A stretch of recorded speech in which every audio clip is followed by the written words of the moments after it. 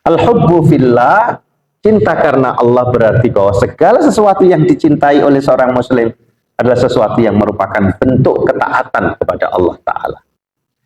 Ya. Kita mencintai pasangan kita, itu lebih karena kecantikannya, ketampanannya, kekayaannya, atau karena Allah. Nah, silakan kita merenung. Ya. Karena ketampanan, Bu, ya paling umur 50 sudah harus mulai luntur tampan. Maka orang cenderung kemudian akan meninggalkan. Tapi kalau cintanya karena ingin mendapatkan ridha Allah, maka berarti mencintai pasangan itu karena Allah. A'udzu billahi minasy syaithanir rajim. Bismillahirrahmanirrahim.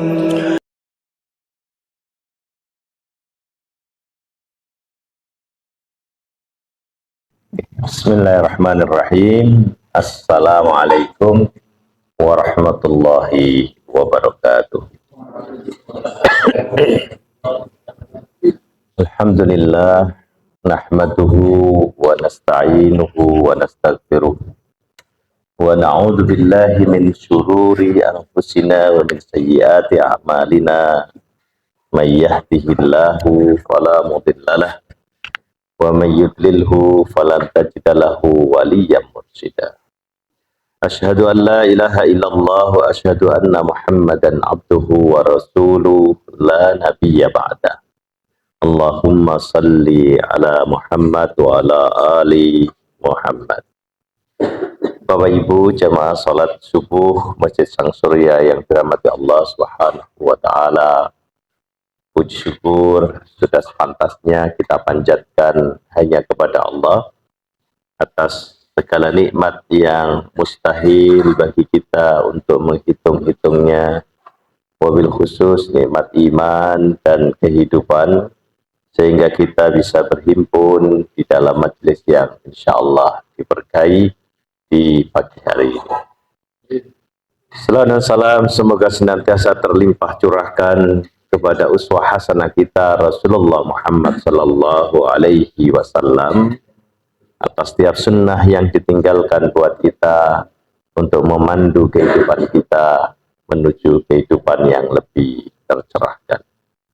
Bapak Ibu, pada kesempatan kali ini kita masuk pada makalah yang ke-44 dari bab sulasi, ya, tentang buah ma'rifatillah. Ya. Siapa di antara kita yang tidak menyukai buah, gitu ya? Ya. Saya kira di antara kita hampir semuanya senang ya dengan buah-buah. Itu berarti hasil dari sesuatu, gitu ya. Apalagi ini adalah buah dari ma'rifatullah. Tentu kita sebagai kaum mukminin sangat mengidam-idamkan. Mari coba kita baca dulu kitabnya. Bismillahirrahmanirrahim. Wal maqalatur rabi'atu wal arba'un. Dan maqalah atau nasihat yang ke-44. An ba'dil hukama. Ya.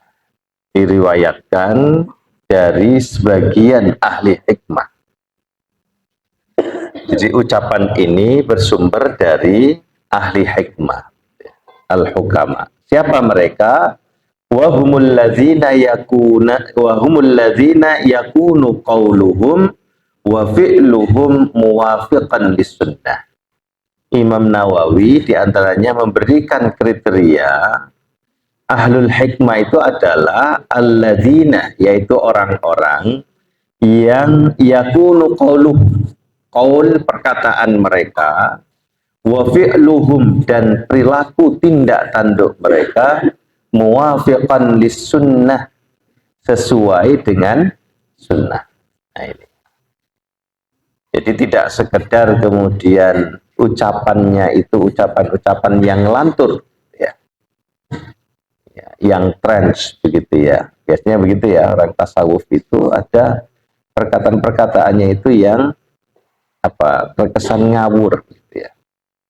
Misalnya Tuhan tidak perlu dibela begitu ya, misalnya, dan lain sebagainya gitu ya.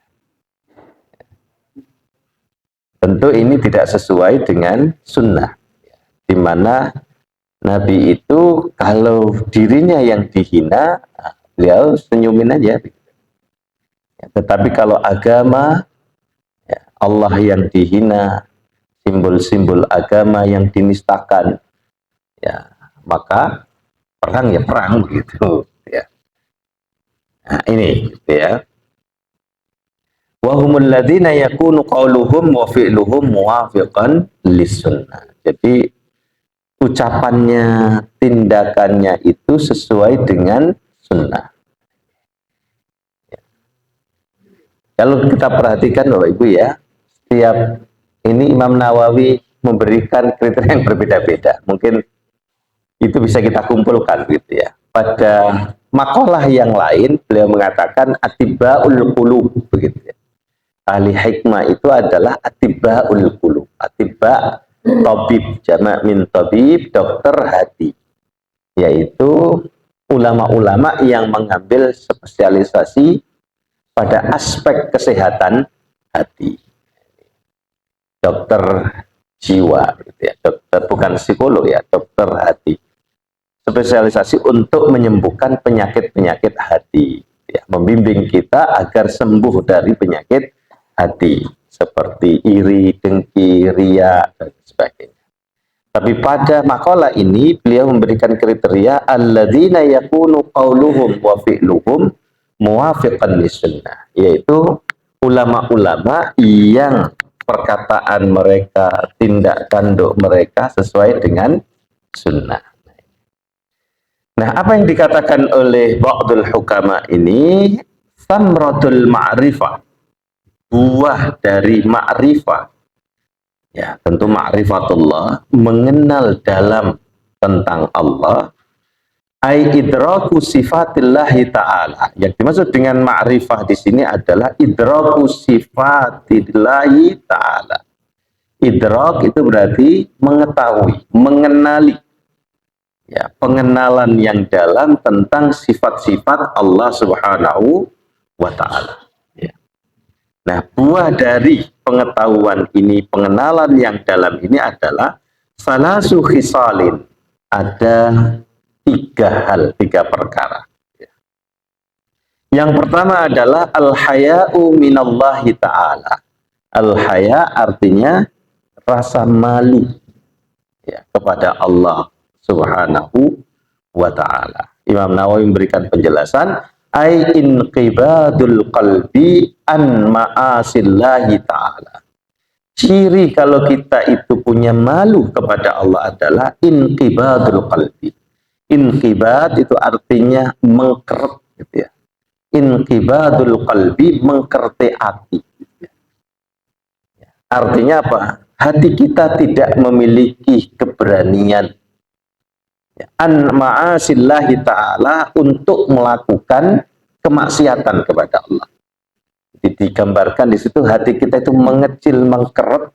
Ibaratnya orang yang ketakutan itu kan tidak punya hati yang besar gitu ya. Hati ini kecil gitu. Artinya tidak punya keberanian.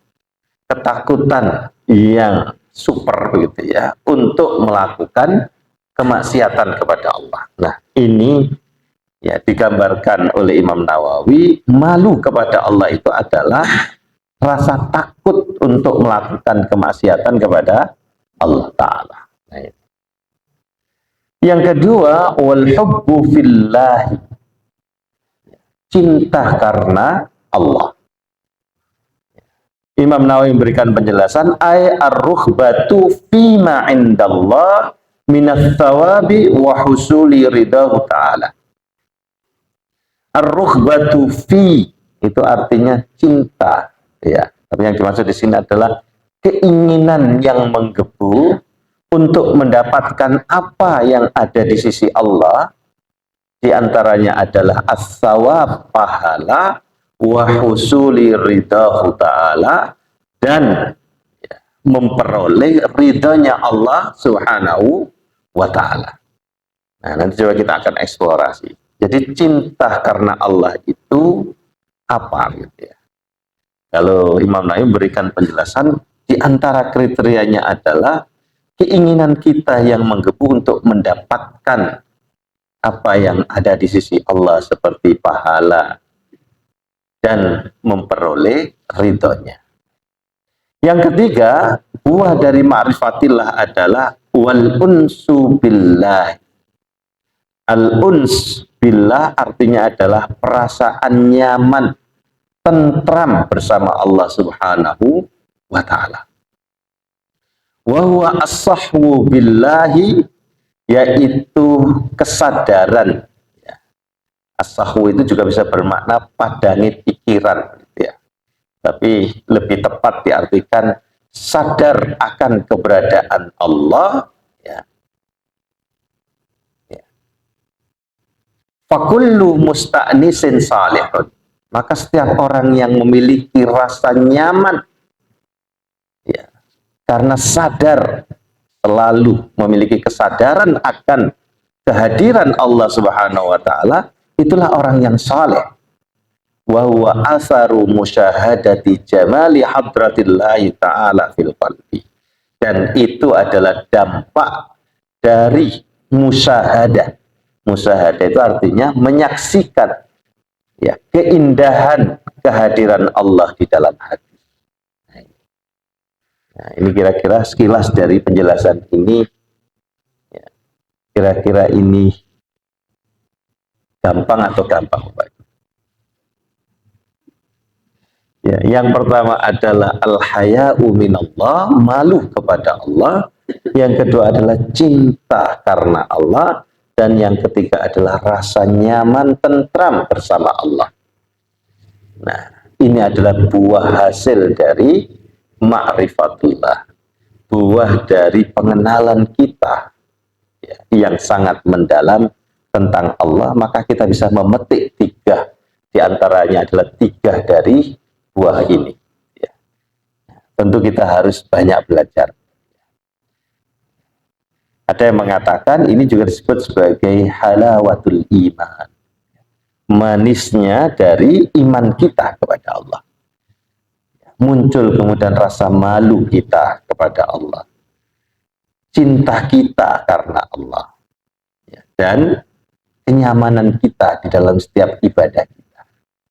Kita merasa tentram ketika bisa berduaan dengan Allah. Ini tentu tidak mudah. Dua ini tidak sembarang orang diberikan tentunya. Ya. Diberikan kepada orang yang ma'rifatullah, orang yang betul-betul bisa merasakan kehadiran, indahnya kehadiran Allah di dalam hati kita.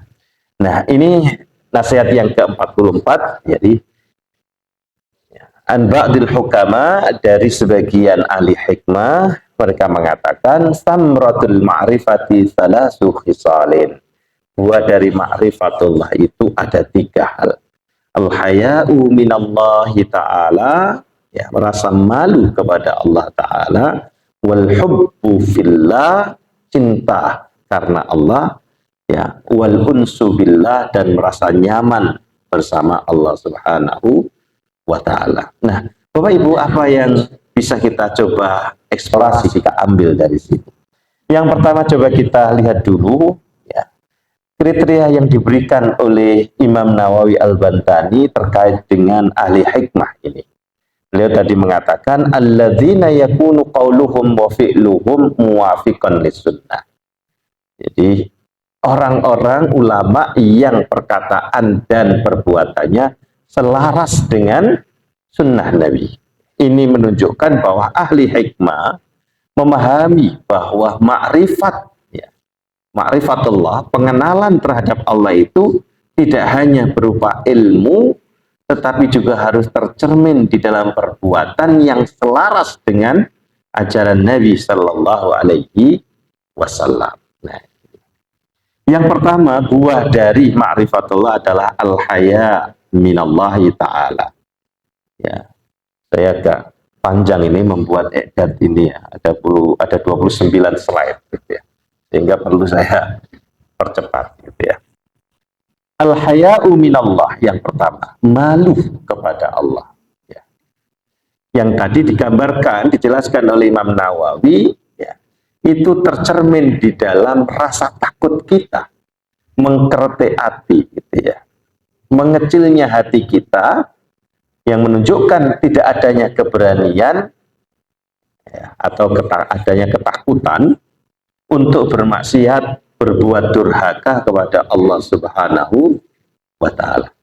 Jadi seseorang dikatakan malu kepada Allah itu kalau ya, tidak ada keberanian untuk berbuat durhaka kepada Allah.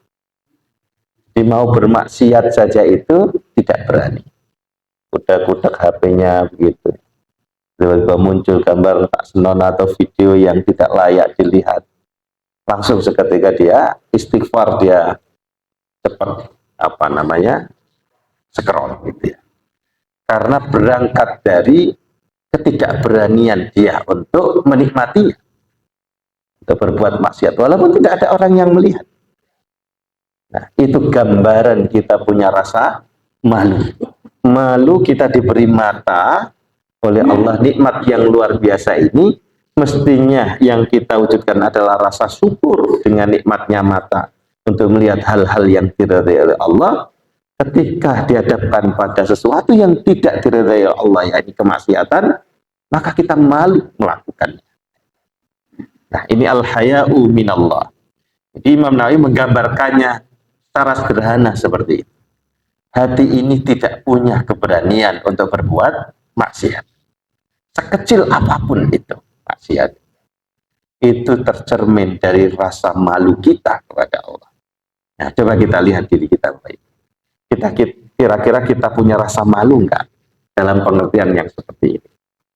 Jangankan untuk kemudian melecehkan orang lain, menghina orang lain, ya, melakukan satu perbuatan kecil saja yang itu kira-kira tidak diridhoi oleh Allah, kita enggak berani. Berarti kita punya rasa malu, dan itu bisa jadi buah dari ma'rifatullah. Karena kita mengenal Allah dengan pengenalan yang dalam, bahwa Allah itu khabirun, tadi dibaca oleh Imam, khabirun bima ta'malun. Allah itu maha mengetahui, maha mengenali apa yang kita lakukan. Sekecil apapun itu. Maka kita malu. Nah, ini biasanya berangkat dari apa, Pak Ibu? Kesadaran tentang kehadiran Allah yang kita sebut dalam ilmu tasawuf dengan istilah muraqabatul. Kesadaran bahwa Allah itu selalu mengawasi. Di mana salah satu nama Allah Al-Muhit, yang maha meliputi segala sesuatu. Artinya Allah maha mengetahui, selalu mengawasi kita. Apapun perilaku kita, Allah tahu. Nah, maka kalau kita mengenali ini dengan kesadaran yang betul-betul, ya, maka kita merasa malu untuk melakukan. Ya. Nah, menurut ulama, rasa malu ini adalah sifat utama yang membuat hati seseorang mampu menjauhi perbuatan dosa. Ini muncul dari kesadaran akan keagungan Allah dan sifat pengawasannya terhadap manusia, yaitu muraqabatullah tadi. Nah, jadi awal mula latihannya adalah selalu menghadirkan Allah di dalam hati kita. Orang lalu kemudian berlatih dengan berzikir, ya. Selalu melibatkan Allah, muraqabatullah, bahwa Allah itu selalu, ya, bersama kita, mengawasi kita. Ini. Nah, apa sih sesungguhnya al-haya itu? Rasa malu itu apa sih? Coba kita kutipkan beberapa pendapat ulama, ya. Al-haya secara bahasa, ya, berarti kehormatan diri. Ini misalnya di dalam kamus otoritatif bahasa Arab, Lisanul Arab, ya, Ibni Manzur. Juga di dalam kamus Maqayisul Lughah, ya, Ibni Faris, disebutkan di situ haya, malu secara bahasa itu artinya adalah kehormatan diri. Artinya Orang yang punya rasa malu adalah orang yang terhormat. Karena dia bisa menjaga dirinya untuk tidak melakukan sesuatu yang menistakan dirinya. Seperti bagaimana hadis Nabi, "Idza lam tastahi fasna' ma syi'ta." Jika engkau tidak punya rasa malu, maka kecenderungannya kamu akan melakukan sesuatu sekehendak hati, sesuai dengan keinginan. Ya. Dalam arti yang berbeda, haya secara bahasa juga artinya kesopanan. Dan lawannya adalah kekurang ajaran dalam bahasa kita. Maka orang yang tidak punya rasa malu itu berarti orang yang kurang ajar. Artinya kurang belajar gitu. Ya. Atau tidak tahu malu. Ini. Dan sekarang ini semakin mengikis begitu ya. Rasa malu itu semakin mengikis karena bisa jadi moral masyarakat itu juga semakin terkikis gitu ya. Jadi moral bedanya dengan etika, bedanya dengan akhlak itu apa? Dalam bukunya yang berjudul Akhlak gitu ya, Ustadz almarhum Yunahar Elias itu membedakan 3 definisi ini. Kalau moral itu adalah standarnya adalah kebaikan yang disepakati di dalam masyarakat, tradisi, itu moral.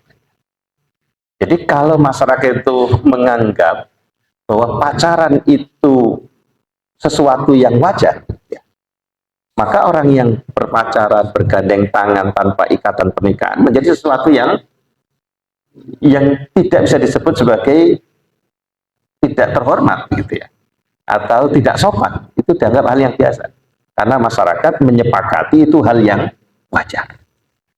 Nah, itu standarnya adalah moral. Standarnya adalah kebaikan yang disepakati oleh tradisi. Nah, kalau etika itu adalah kebaikan yang standarnya adalah akal pikiran. Itu etika.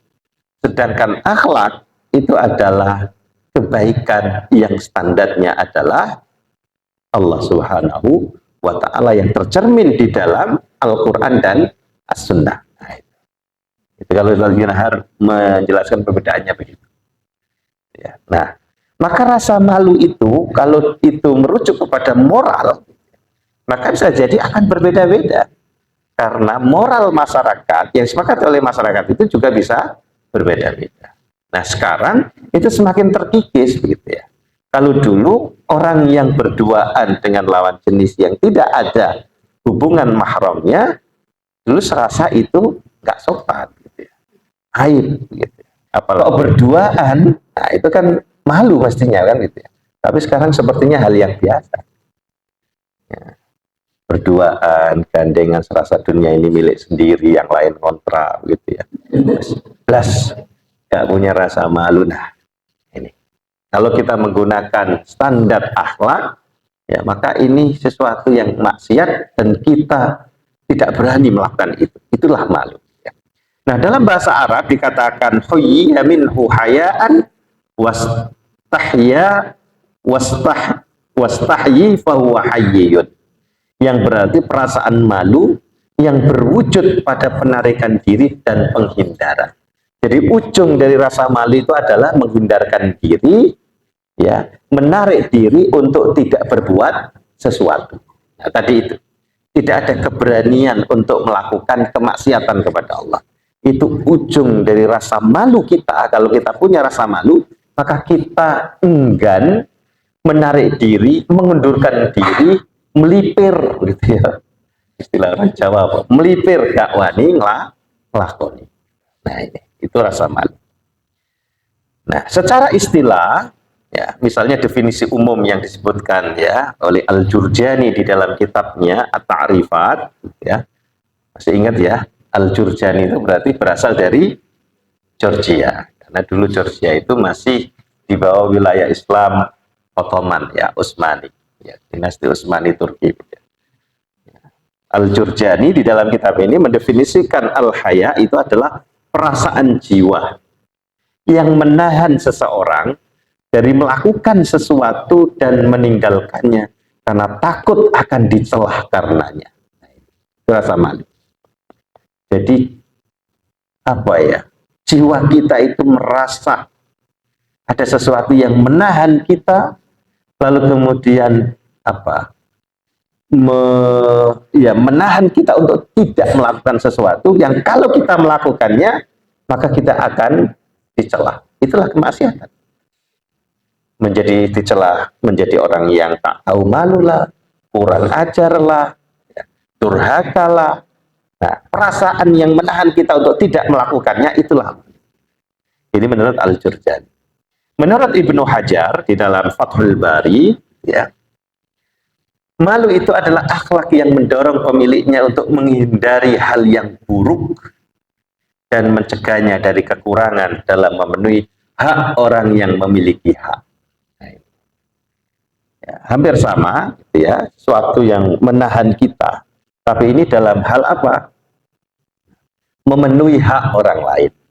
Kita punya hutang, sudah sepakati tanggal sekian harus dibayar, kemudian kita punya sesuatu yang perlu dibayarkan, maka kita segera melakukannya, gitu ya, untuk memenuhi hak, ya, orang yang kita hutangi, ya, untuk kita bayarkan, gitu ya.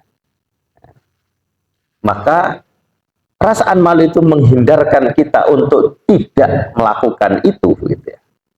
Maka itu juga rasa malu yang membuat kita membayarkannya tepat waktu.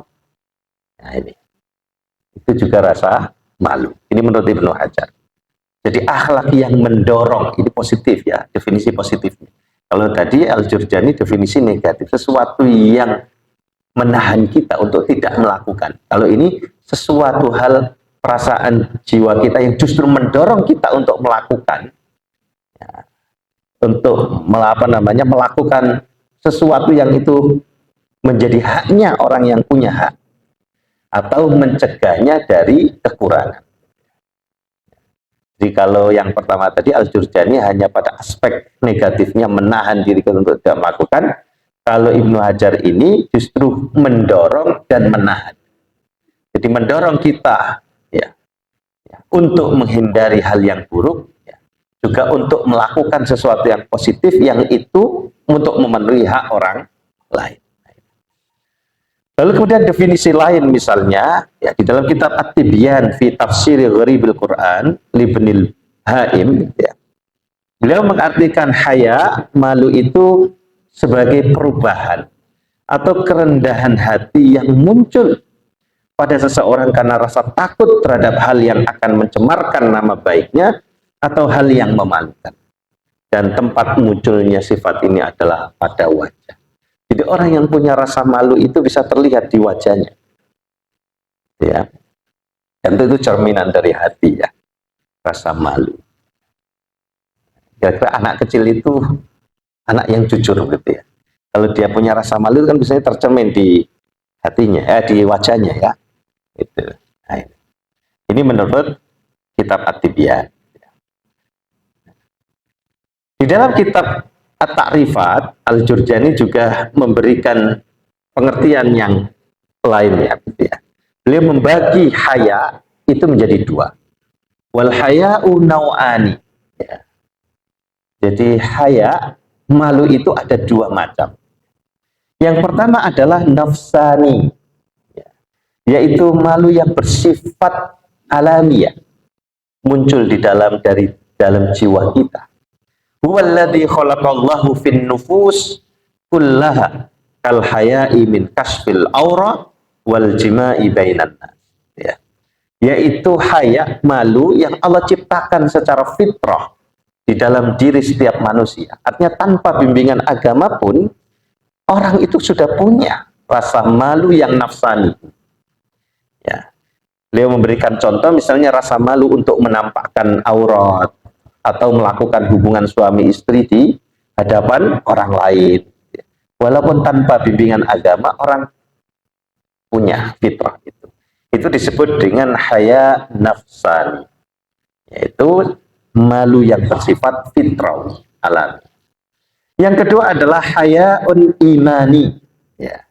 Haya imani itu berarti, ya, malu yang bersifat keimanan, artinya yang muncul, yang lahir karena iman kita kepada Allah. wa huwa ayyamtani al-mu'min an fi'lil ma'asi khaufan minallahi ta'ala, yaitu sesuatu yang menahan ya, seorang mukmin untuk melakukan perbuatan maksiat khaufan, karena rasa takutnya ya, kepada Allah Ta'ala. Nah, ini yang disebut dengan haya iman, malu ya, yang bersifat imani. Dan haya imanilah, inilah tingkat yang lebih tinggi ya, lahir dari kesadaran iman dan pengenalan terhadap Allah Subhanahu wa Ta'ala. Hal ini membuat seseorang menghindari perbuatan maksiat bukan hanya karena takut dicelah manusia, tetapi karena rasa takut akan murkanya Allah dan yang diinginkan hanya ridhonya semata. Nah ini, kalau takut karena manusia, maka ketika nggak ada manusia orang akan berbuat maksiat. Tetapi karena imannya kepada Allah, muncul rasa takutnya kepada Allah untuk Allah tidak meridhoinya, maka dia kemudian menarik diri untuk tidak melakukan. Inilah yang disebut dengan haya imani, dan ini yang dimaksud di dalam maqalah ini, haya minallah, merasa malu kepada Allah Subhanahu wa Ta'ala, dan itu buah dari ma'rifatullah. Nah, ini Bapak Ibu yang dirahmati Allah ya. Nah, Abu Hatim mengatakan, innal mar'a idza stadda haya'uhu sana wa dafana masawi'ahu wa nasyara mahasinahu. Ciri dari seseorang itu malu, kata Abu Hatim ya, jika seseorang memiliki rasa malu yang kuat, istadda haya'uhu sana, maka ia akan menjaga dirinya untuk tidak berbuat maksiat, wa dafana masawi'ahu, dan selalu menutupi keburukannya, tidak justru mengumbar-umbar keburukannya ya, update status gitu ya, dengan botol whisky topi miring di sampingnya, walaupun isinya air gitu ya, tapi kan sudah botol itu menunjukkan dia begitu dekat dengan minuman keras, apa itu, dia malu untuk update status seperti ini gitu ya. Wadafana masawi'ahu, dia menutupi segala aib keburukannya, wa nasyara mahasinahu, dan justru banyak menebarkan kebaikan, gampang kemudian menolong orang lain, ketemu siapapun senyum 10 cm 10 detik begitu ya, jangan 10 menit ya, kemeng ya. Artinya menggambarkan tentang ketulusan dia membuat orang lain nyaman dengan senyumannya, ya tak? Mengapa orang bule itu kok nyaman di Indonesia gitu? Karena senyuman ibu-ibu ini gitu ya. Jauharul Jamali al-Haya, ini saya temukan ya di dalam meme. The essence of beauty is modesty ya. Jadi esensi dari kecantikan itu adalah al-haya ya. Ini nah, ibu-ibu ya terutama bagi ibu-ibu dan para gadis perawan ini. Jadi cerminan kecantikan yang sesungguhnya adalah rasa malu di dalam diri kita ya. Bukan kecantikan lahiriah, itu penting iya, tetapi yang terpenting adalah inner beauty, dan inner beauty itu tercermin di dalam rasa malu kita. Nah, Bapak Ibu yang dirahmati Allah Subhanahu wa Ta'ala, hadis Nabi juga banyak yang menjelaskan tentang malu. Al-haya'u minal iman. Misalnya ya, malu itu adalah sebagian dari iman. Orang ya, ini seperti tadi gambarannya. Kalau kita punya iman, maka buahnya adalah rasa malu. Akhrajat Tirmidzi fi Sunan. Ya, diriwayatkan dari Imam At-Tirmidzi tentang hadis Nabi. An Abdullah bin Mas'ud qala, diriwayatkan ya, Abdullah bin Mas'ud pernah berkata, qala Rasulullah sallallahu alaihi wasallam, istahyu minallahi haqqal haya. Malulah kalian, milikilah rasa malu kepada Allah dengan sebenar-benarnya rasa malu. Qala ya. Kulna, kemudian kami berkata, qala ini Abdullah bin Mas'ud, Ibnu Mas'ud mengatakan, kulna, kemudian kami berkata, ya Rasulullah, inna nastahi walhamdulillah. Sesungguhnya kami telah punya rasa malu dan segala puji bagi Allah, kata Ibnu Mas'ud dan para sahabat. Qala, lalu kemudian bersabdalah Rasulullah, laisa dzaka, bukan itu yang dimaksud dengan rasa malu. Walakinnal istihya minallahi haqqal haya an tahfadhar ra'sa wa ma wa'a. Tetapi sesungguhnya rasa malu kepada Allah, sesungguh-sungguhnya rasa malu itu adalah hendaklah engkau menjaga kepalamu, wa ma wa'a, ya, wa ma wa'a artinya dan apa yang dikandungnya. Artinya malu itu artinya menjaga kepala kita dan segala pikiran-pikiran kita yang ada di dalam. Menjaga untuk tidak keluar dari bingkai ridha Allah Subhanahu wa taala. Ya, antahfadhar ra'sa wa ma wa'a wal batna wa ma hawa, dan menjaga perut dan apa yang dimasukkan di dalam. Tidak mudah kemudian kita makan sesuatu yang itu tidak jelas. Wala tadhkurul mauta wal bala, dan hendaklah engkau senantiasa mengingat kematian dan kehancuran, yakni kiamat, begitu ya. Wa man aradal akhirata taraka zinatad dunya, dan barang siapa yang menginginkan akhirat, maka dia senantiasa akan meninggalkan gemebiarnya perhiasan dunia. Faman fa'ala dzalika faqad istahya minallahi haqqal haya. Dan siapa yang mampu melakukan itu, maka dia telah malu kepada Allah dengan sesungguh-sungguhnya rasa malu. Nah, ini hadis Nabi di antara hadis-hadis yang lain yang menjelaskan tentang malu. Ya, ini ada satu meme yang saya ambilkan juga dari internet ini.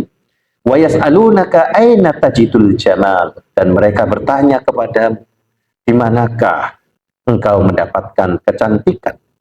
Qul lahum, katakanlah kepada mereka, fil wujuhil lati tastahi minallah, pada wajah yang malu kepada Allah. Nah, ini.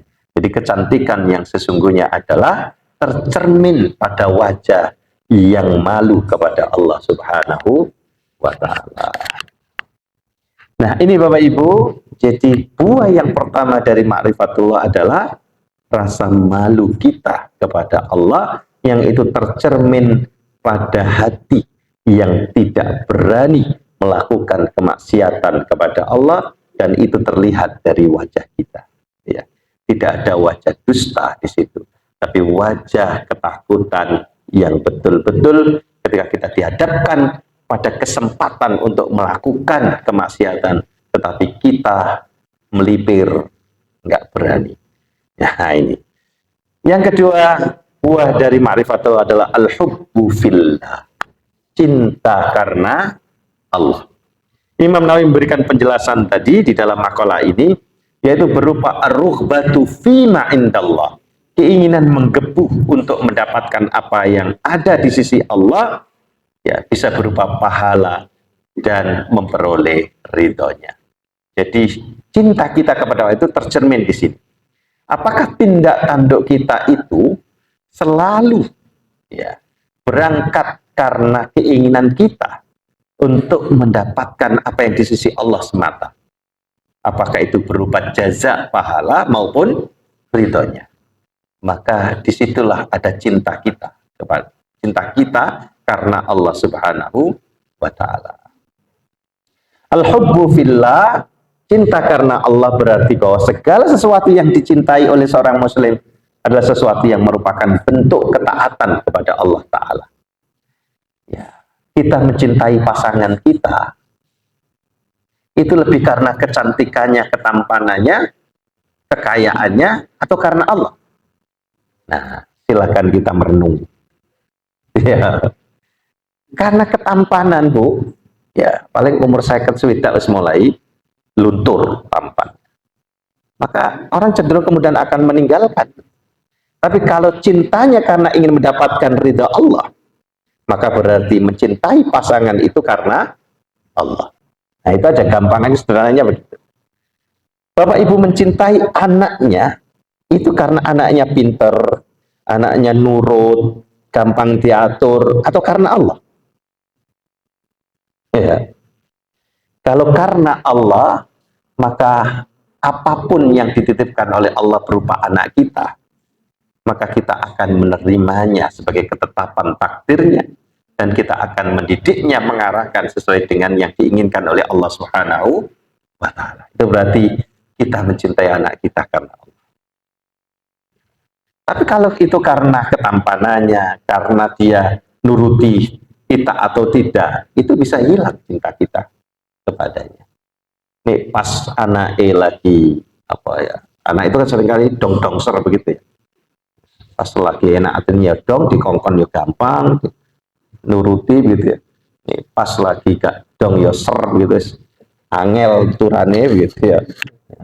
Maka kita bisa kemudian apa ya, ya perasaan kita menjadi ya, kadang ya senang, kadang ya enggak gitu. Tapi kalau karena cinta karena Allah, maka akan menetap selamanya. Karena kita mencintainya adalah ekspresi dari ketaatan kita kepada Allah.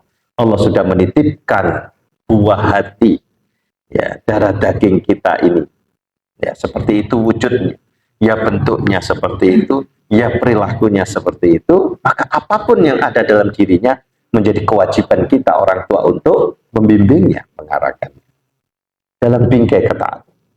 Nah, seorang muslim mencintai orang lain karena ia melihat dalam dirinya ada kebaikan, ketakwaan, dan tanda-tanda keimanan yang dicintai oleh Allah Azza wa Jalla. Ya, sehingga kita mencintai saudara kita itu karena ada kebaikan. Ya, orang itu yang diarahkan kepada Allah Subhanahu wa Ta'ala. Kita membencinya juga karena keburukan yang dia lakukan, bukan karena keseluruhan. Sehingga kita tahu kapan kita mencintainya, kapan kemudian kita membencinya, itu karena Allah Subhanahu wa Ta'ala, bukan karena nafsu kita. Wis pokoknya aku rasa seneng karo wong kuwi wis apa wae sing dilakoni mesti salah. Itu bukan cinta karena Allah, bukan benci karena Allah. Cinta dan benci karena Allah, maka kita bisa melihat kita mencintainya karena kebaikan, kebenaran yang ada pada dirinya. Kita membencinya karena perilakunya yang melanggar perintah Allah atau bermaksiat kepada Allah. Maka kalau kita perhatikan ya, kiai-kiai kita sebut kan begitu.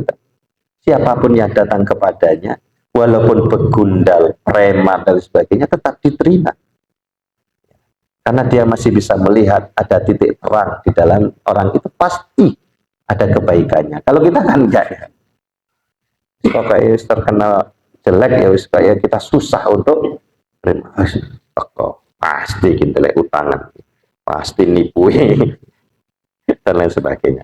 Itu berarti masih diliputi benci dan cinta bukan karena Allah Subhanahu wa Ta'ala.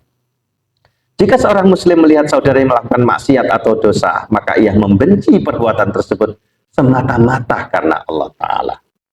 Standar yang digunakan seorang muslim dalam mencintai dan membenci adalah keridhaan Allah Ta'ala. Nah, ini yang disebut dengan al-hubbu wal bughdu fillah, itu di sini. Jadi standar ukuran yang dia gunakan untuk mencintai maupun membenci itu adalah Allah ridha tidak. Contoh, ya, nah ini. Terkadang di dalam diri seseorang terdapat kebaikan dan kemaksiatan sekaligus. Pasti dong. Tidak ada orang yang baik toh isinya, enggak. Pasti ada kekurangannya. Demikian pula enggak mungkin orang itu buruk toh. Pasti ada kebaikannya. Nah, dalam hal ini seorang muslim membenci keburukan yang ada padanya, pada saudaranya, karena itu merupakan bentuk kemaksiatan kepada Allah. Jadi bencinya itu karena perbuatan dia yang bermaksiat kepada Allah. Namun tetap mencintai kebaikan yang ada pada dirinya. Ini yang disebut dengan konsep al-wala wal bara. Jadi wala itu artinya cinta. Ya, mencintai seseorang karena Allah Ta'ala dan demi Allah. Sedangkan al-bara itu membenci, berlepas diri dari orang itu karena keburukan. Ya. Jadi membenci keburukan dan kemaksiatan karena Allah Ta'ala. Bukan karena moral tadi. Karena moral itu bisa berubah-ubah. Satu tradisi bisa jadi menganggap ini kebaikan, tapi di tradisi yang lain bisa lagi menganggap itu adalah bukan keburukan. tapi standarnya adalah Allah Ta'ala. Apakah Allah meridhoinya atau tidak? Maka aku mencintaimu karena Allah, aku membencimu juga karena Allah. Nah, itu al-wala wal bara. Nah, ada banyak tanda cinta kita karena Allah. Saya kutipkan di sini hanya 3 saja, tapi banyak sekali ya. Kalau saya tuliskan panjang sekali pembahasannya, karena pokok pembahasan bukan ya literally terkait dengan cinta al-hubbu fillah, tetapi buah dari ma'rifatullah ya. Yang pertama adalah kita disebut cinta karena Allah itu ketika kita mampu berlaku adil terhadap sesama muslim, menempatkan saudara muslim kita itu sebagaimana tempatnya ya, sebagaimana hadis Nabi, al-muslimu akhul muslim la yadhlimuhu wa la yahkiruhu wa la yakhdhuluhu bihasbi mri'in minas syarri aw yuhaqqiru akhahul muslim. Jadi seorang muslim itu dikatakan mencintai muslim karena Allah, menjadi saudara sesama muslim, la yadhlimuhu ya, ketika dia tidak menzaliminya. Jadi kita tidak menzalimi orang lain, itu adalah wujud tanda cinta kita karena Allah. Wala yahkiruhu, dan tidak menghinanya. Wala yakhdhuluhu, dan tidak menelantarkannya. Ngerti tonggone padha muslimi gawe mangane ra ono dijarke gitu. Itu berarti menelantarkan. Itu berarti kita tidak mencintainya karena Allah. Kalau kita mencintainya karena Allah, maka kita mudah kemudian memberikan pertolongan. Tidak sampai dia terlantar. Ibaratnya itu tidak sampai dia kemudian minta gitu. Karena bagi seorang muslim meminta itu adalah sesuatu yang memalukan. Sebelum dia minta, kita tahu kita sudah berikan. Itu tanda cinta kita karena Allah. Bihasbi mri'in minas syarri ayyuhaqqira akhahul muslim ya. Nah, ini. Jadi itu diantaranya tanda cinta kita karena Allah. Demikian pula ketika kita membenci gitu ya. Ya, minas syarri, keburukan yang ada pada dirinya, maka kita kemudian yuhaqqir akhahul muslim, kita kemudian apa? Membencinya, menunjukkannya bahwa itu adalah sesuatu yang buruk ya, itu karena Allah, maka itulah tanda kalau kita itu saudara. Jadi kita ini mengkritisi karena kita melihat ada sesuatu yang kurang pada diri seseorang. Itu bukan berarti kemudian kritik kita itu pertanda kita membencinya. Tidak. Tetapi itu juga merupakan ekspresi rasa cinta kita sesama muslim. Namun seringkali kita ini kan tidak sanggup ketika diberi kritik atau masukan. Seingat makalah dulu ya tentang bahwa perilaku akhlak yang sangat terpuji adalah ketika kita mampu ya melihat aspek kekurangan diri kita, dan seringkali orang lain yang justru bisa melihat kekurangan kita. Ya. Seperti teori blind spot itu, titik buta. Bahkan seorang atlet masih butuh pelatih, itu dia di-hire agar bisa melihat aspek kekurangan. Nah, kita dengan sesama saudara muslim kita itu harusnya begitu. Hanya kadang-kadang kita ini seringkali tak kuat menerima kritikan, masukan. Nah ini, padahal itu sebenarnya kalau betul-betul karena niatnya rasa cinta karena Allah, maka itu adalah sesuatu yang baik gitu ya. Nah, bihasbi mri'in minas syarri ayyuhaqqiru akhahul muslim ya. Nah, dianggap sebagai seseorang sebagai satu keburukan minas syarri ayyuhaqqiru akhahul muslim, ketika dia menghinakan saudaranya sesama muslim. Nah, ini tanda cinta karena Allah di sini. Jadi dia mampu menempatkan saudaranya dengan adil, ya. Itulah tanda cinta kita karena Allah. Yang kedua adalah merasakan persaudaraan seperti satu tubuh. Itu juga tanda cinta kita karena Allah. Matsalul mu'minina fi tawadihim wa tarahumihim wa ta'atufihim matsalul jasadi idza ishtaka minhu udwun tada'a lahu sa'irul jasadi bil humma wasyahar. Permisalan seorang mukmin di dalam sikap saling mengasihi, mencintai, menyayangi, ibaratnya adalah seperti satu tubuh. Idastaka minhu adwun, jika salah satu anggota tubuh itu ada istaka, merasakan sakit, ya, tada alahu sairul jasad, gitu ya, maka yang lain itu akan merasakan sakit itu pula, gitu ya. Yang lain akan merasakan. Seperti apa? Al-huma, demam, wasahar, tidak bisa tidur, gitu ya. Yang ketiga, di antara tanda cinta karena Allah adalah gampang memaafkan jika saudaranya berbuat salah dan membimbingnya menuju jalan yang benar. Seperti Imam Asy-Syafi'i pernah mengatakan, man sadaqa fi ukhuwati akhihi qabila alalahu wa sadda khalalahu wa afa an zallatihi.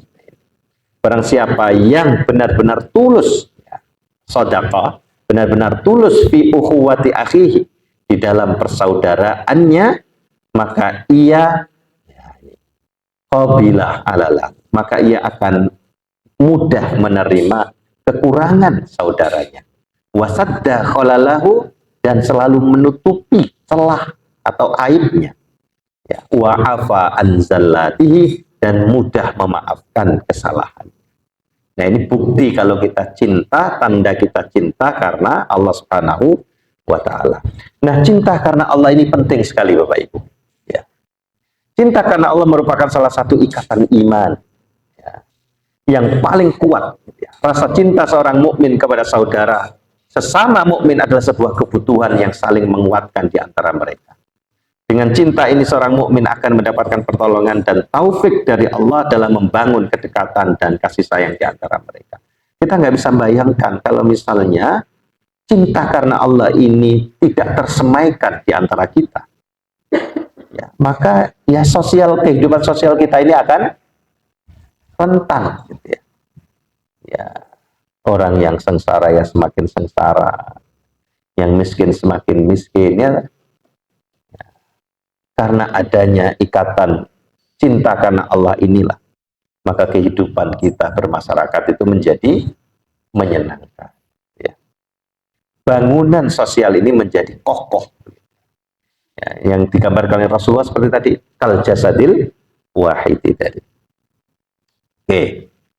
Akibatnya kaum mukminin akan menjalani kehidupan yang baik dan penuh kebahagiaan, di mana mereka mengisi kehidupan dengan aktivitas, produktivitas, dan usaha yang dilakukan demi meraih keridhaan Allah Subhanahu wa Ta'ala. Dan itu pernah tergambar ya di dalam masa pemerintahan Umar bin Abdul Aziz, di masa dinasti Bani Umayyah. Beliau memerintah itu kan hanya sebentar, 3 atau 4 tahun, tetapi terlihat jelas sekali orang itu sampai susah mau bersedekah, karena setiap orang yang diberi sedekah, ya, dia tidak merasa miskin, ya, diberikan lagi ke saudaranya, dosa ini kan bukan orang miskin, diberikan lagi ke saudaranya, begitu makmurnya. Ya, jadi karena itu akibat dari ya, cinta karena Allah. Tergambar juga dalam satu kisah ketika di dalam perang ya, berjihad fisabilillah itu ya, ketika kaum mukminin sudah dalam kondisi yang cedera, semuanya butuh minum, ya, itu kan hanya ada satu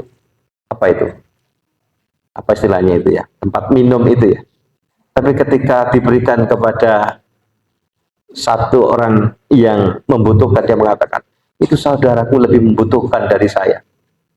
Kemudian orang yang memberikan minum datang ke dia juga demikian, itu saudaraku yang itu sedang merintih itu lebih butuh dari saya, diberikan lagi.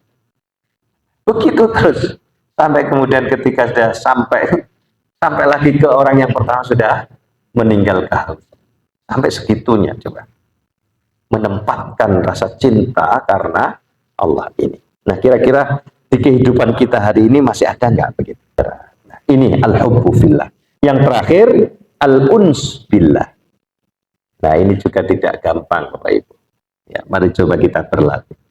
Merasa nyaman bersama Allah. Ini buah dari ma'rifatullah. Imam Nawawi tadi memberikan penjelasan bahwa setiap orang yang merasa nyaman bersama Allah itulah orang soleh. Dan itu adalah dampak atau buah dari musyahadah indahnya kehadiran Allah di dalam hati. Buah dari muraqabah tadi itu, yaitu merasa tentram, nyaman bersama Allah. Nah, ini adalah kenikmatan spiritual tertinggi di mana seorang hamba merasa tentram, damai dan tenang dalam mengingat Allah. Ala bidzikrillahi tatmainnul qulub. Kira-kira kita sudah bisa merasakan nggak Bapak Ibu?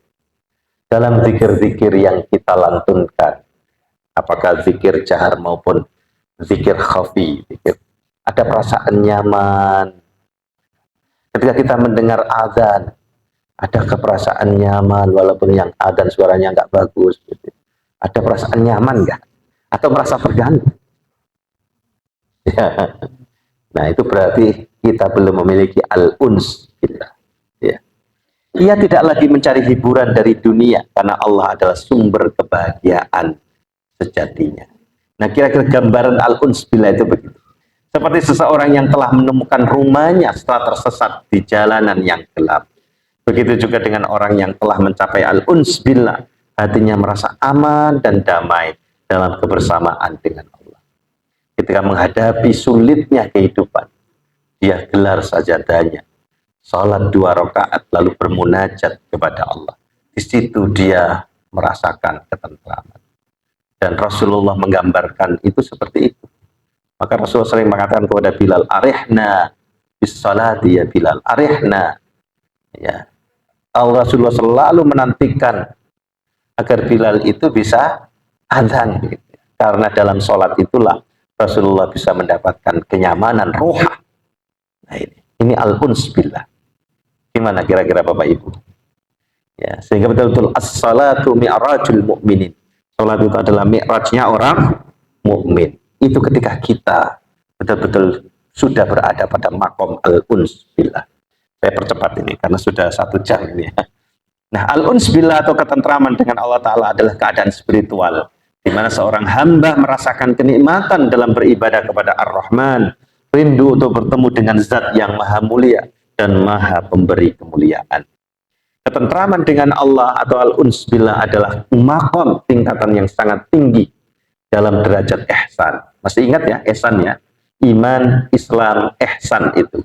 Al-ihsanu huwa an ta'budallaha ka'annaka tarahu wa illam takun tarahu fa innahu yaraka. Rasa di dalam hati kita dalam beribadah seakan-akan kita melihat Allah.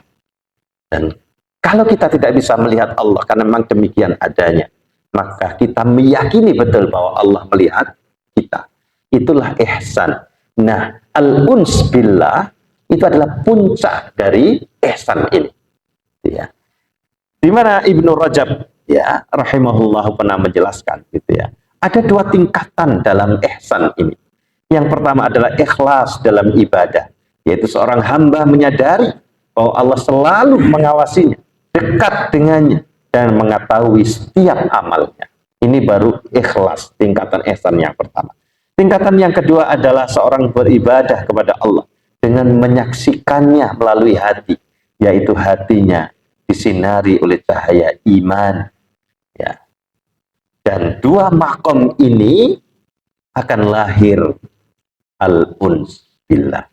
Jadi dari 2 makom ihsan inilah lahir ketentraman bersama Allah.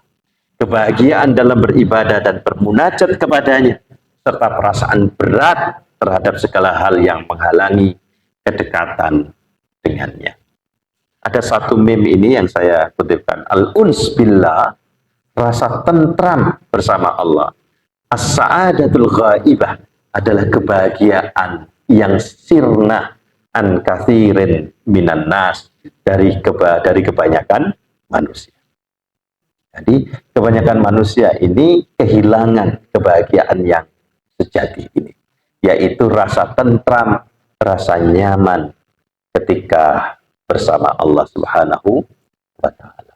Nah, ini Bapak Ibu, 3 perkara yang menjadi buah dari ma'rifatullah.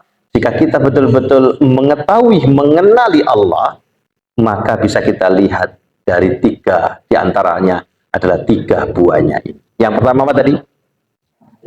Al-haya'u minallah, rasa malu kepada Allah. Yang kedua, al-hubbu fillah, cinta karena Allah, benci karena Allah, al-wala wal bara. Dan yang ketiga adalah al-uns billah, rasa tentram, nyaman bersama Allah Subhanahu wa ta'ala. Nah, demikian Bapak Ibu, saya mohon maaf ya, pas 1 jam ini biasanya nggak sampai ya, agak panjang karena memang agak berat ini pembahasannya ya. Jadi 3 hal yang memang itu berat semuanya. Haya minallah, hubb fillah, al-uns, itu pembahasan tasawuf yang luar biasa berat. Oke, saya kira demikian. Oke, mari kita akhiri dengan doa kafaratul majlis. Subhanakallahumma bihamdika asyhadu an la ilaha illa anta astaghfiruka wa atubu ilaih. Terima kasih atas segala perhatian, mohon maaf atas segala khilaf. Aku qouli hadza wa astaghfiruh. Wassalamualaikum warahmatullahi wabarakatuh. الحمد لله رب العالمين